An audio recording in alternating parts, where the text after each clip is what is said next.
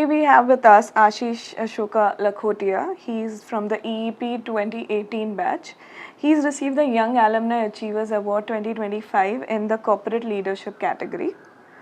Ashish is a forward-thinking professional with over 20 years of experience in the agri inputs industry, spanning fertilizers, crop protection, seeds, and farm implements. He is currently the CEO, Fertilizers and Agri Inputs in ETG Dubai, leading a company of over 1,600 employees, generating $1.5 billion in turnover and impacting more than 20 million farmers across 30 African countries. He is now expanding the business beyond Africa into Latin America, Europe, Asia, Middle East, and North Africa. Welcome, Ashish, to the campus. Thank you. And how does it feel to be back in the campus and receiving this award? Wow. Firstly, thank you to IIMA and to all of you for organizing this. This is nostalgic coming here after 7 years. I can still relate to some of the old memories. And getting an award from IIMA is not even a dream that I had, and that is coming true. So I'm really humbled, I'm honored, and I really thank everyone who became part of this journey for me to receive the award. Great. And looking back over your 20 plus years in agri inputs industry, what have been the most transformative moments in your career? Wow, 20 years looks like a flash. But there are a couple of areas which I think became transformative in what we are today.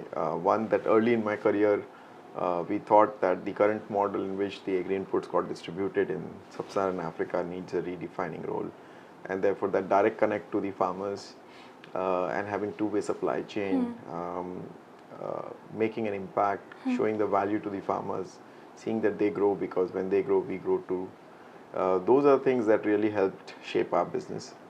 We also had moments where we added multiple product basket, not just fertilizers, but then we started with seeds and crop protection items and farm implements, so that we bundle the full solutions to the farmers. That sort of became another big thing. We went into expansion from 1 or 2 countries to multiple countries and now global. And every time you expand, it comes up with its own set of challenges. So to take that opportunity ahead is something that becomes transformative. Leading in uncertain times, particularly since COVID-19, supply chain got disrupted and everything got impacted, and touching the livelihoods of millions of people, because we are in agriculture business. So navigating that, navigating Russia-Ukraine war, which is a big component of the supply of fertilizers. Again, we grew during that time, and recently now with the current tensions that is surrounding Middle East, and that is also impacting in how we navigate. Every time there is a crisis, it comes up with its own set of challenges and opportunities. So to grow in all these moments and to continuously be humbled and grounded becomes an important aspect of this growth journey. And can you talk about your journey, career? Like, what did you start with and how did you end up here as a CEO? Well, that's an accident. So I come from Mumbai. I'm a chartered accountant. I did MBA from Swami Vivekananda College. And then I wanted to go abroad to basically make more bucks. And then I landed up in Dubai and then in Tanzania. It was by fluke. I didn't know that I was going to be posted in Tanzania when the offer letter came. And we went there, and Africa by then was not too much known, I think even now. But 20 years back, when there was no internet, no much communication, we went there, we explored. And we kind of liked the place. So 2 years I worked with Aditya Birla Group there, and then ETG was a prominent name. I started basically the fertilizer desk. That was in Dar es Salaam, Tanzania. So I joined them in 2006. And since then, it expanded. In 2012 was a time when we decided we move our headquarters to Dubai. Okay. And then 2015, 2016, we got a pension fund of South Africa, which is the biggest fund to invest into the company. In 2022, we got SABIC Agri-Nutrients, which is a subsidiary of Aramco, to then buy the shareholding of PIC. So since 2016, I'm the CEO, and in this entire journey, going to the farms, learning on the farm, learning on the job. Coming from Mumbai, you don't go to farms, you don't see fertilizers. Yeah. But being in Africa, the job really rewarded me with a lot of rich experience. And can you tell a bit about the company ETG, because many of us do not know about the company? Yeah, ETG is incorporated for more than 55 years, started in Kenya. Okay. And it's predominantly Indian origin people who Okay. migrated in Africa, and they're still major shareholders. It's currently owned by Mitsui, which is a Japanese conglomerate, and PIC, which is a South African pension fund, along with founders and few management. And it has got multiple businesses spanning almost 50 countries, having more than 120 processing plants, having 7,000 people working globally, about a turnover of roughly about $8 billion. And importantly, it is a unique proposition that the company offers to the agriculture ecosystem. So supplying agri inputs and buying output, buying produce and processing, and that supply chain is a supply chain that we use for both input versus output, and that's the USP of the organization. Very interesting. And you have overseen operations for 20 million farmers across 30 countries. So what have been your biggest challenges and opportunities in scaling the business across Africa? So, when we look at Africa as a continent, it seems that it is like a one country. Africa has got 54, 55 countries, and what works in Tanzania may not work in Togo. Whereas agriculture has got certain common basic philosophies. The crop patterns, the ecosystem, the regulatory framework, the culture of people working in those countries differ. And therefore, the significant challenge is, while we still think globally on this business, we need to act locally to give right solutions to the farmers based on crop, soil and climatic conditions. And doing this in an ecosystem which is not perhaps advanced, infrastructure which is not perhaps the best, digital penetration which is still work in progress, makes it a little bit challenging and also an opportunity. And therefore, we have been investing heavily in creating digital tools where we can connect our agro dealers, our people, our farmers on that platform. We are investing heavily in creating agtech ecosystems in few of these countries where we think that we can be pivotal in changing the way the agriculture is traded. A lot of these countries are dependent on government budgets and or donor budgets, and that is a challenge because especially when prices goes up, the money is not enough for government to fund the business, and therefore that impacts the way the supply chain is managed. We also have road rail infrastructure, which sometimes is a bottleneck, port infrastructure, because a lot of agri inputs get imported, whether it is seeds or whether it is crop protection items or fertilizers, and therefore the port infrastructure also becomes a challenge. But that's also an opportunity, because then we've invested heavily in having port terminals, having large warehouses, having our own bagging plants, creating some sort of own infrastructure to cater to that requirement of last mile delivery.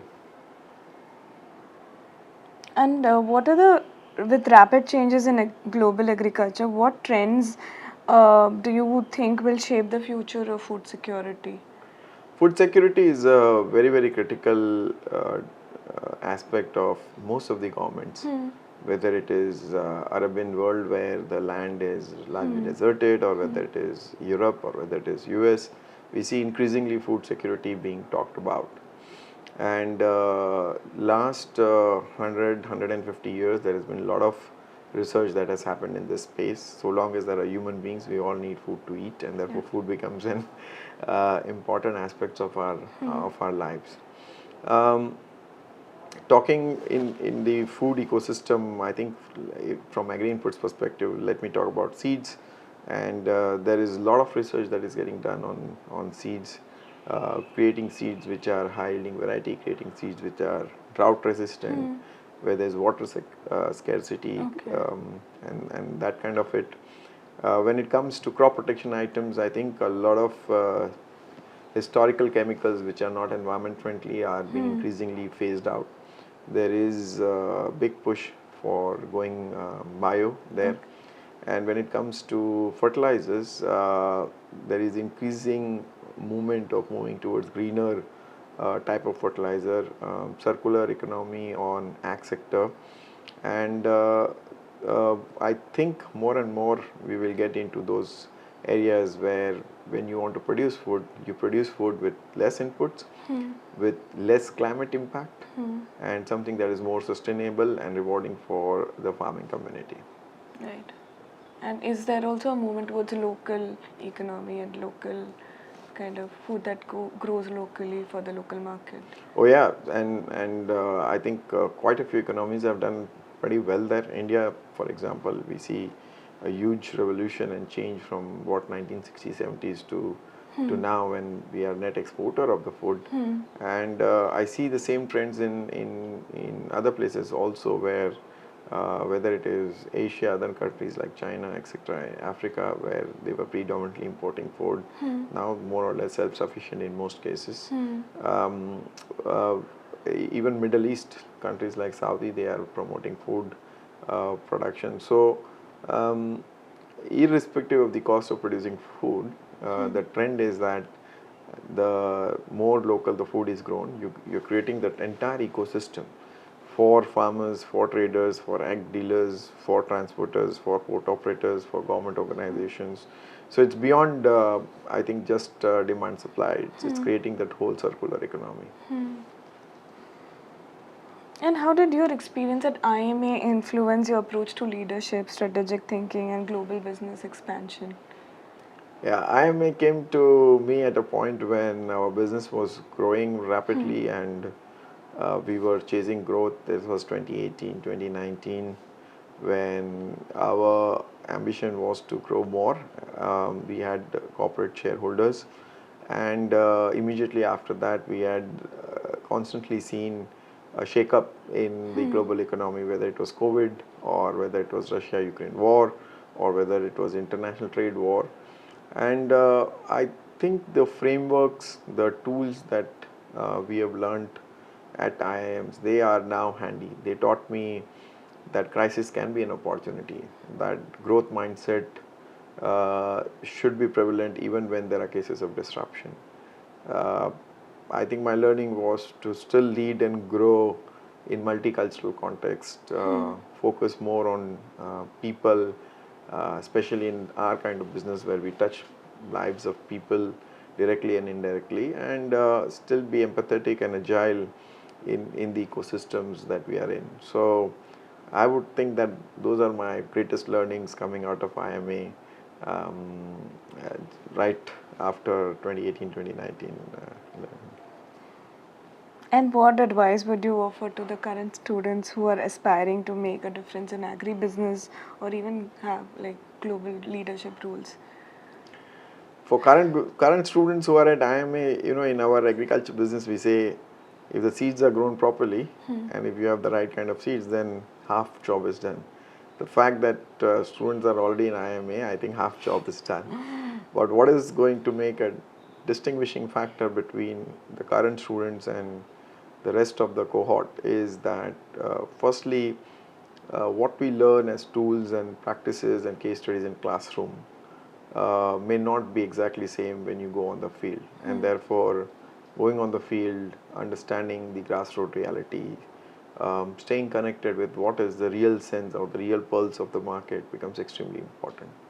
Second, there is constant case of unlearning, learning and relearning. And the trends that we just spoke about on global agriculture, whether it is ag tech, whether it is improved seeds, improved agri-nutrients, is going to be the case. And I believe that organizations and individuals who are going to champion that with the low-cost solutions are going to be more competitive. And thirdly, these days everything is available as far as information is concerned, quite handy. What is going to make different to the incumbent students is still to live with those values that connects people with people, like empathy, like being agile, showing the trust quotient, which I think sometimes is missing in our space. And if the students are going to be closer to these human values, then they may make a good professional career. Then take risk, be bold, be ambitious, relook at the current models and come up with something that is really revolutionary. These days, although we have revolution and we have incremental growth in agriculture sector, I think still there would be a solid case of somebody coming up with a real case of revolutionizing the whole agri input business, and those are the kind of opportunities for the new students. Yeah, sounds interesting and a lot of potential for students to Definitely. grow. Thank you so much, Ashish, for coming here and spending time with us and telling about your journey. Thank you Best so of luck much. for that. Thank you, IIMA.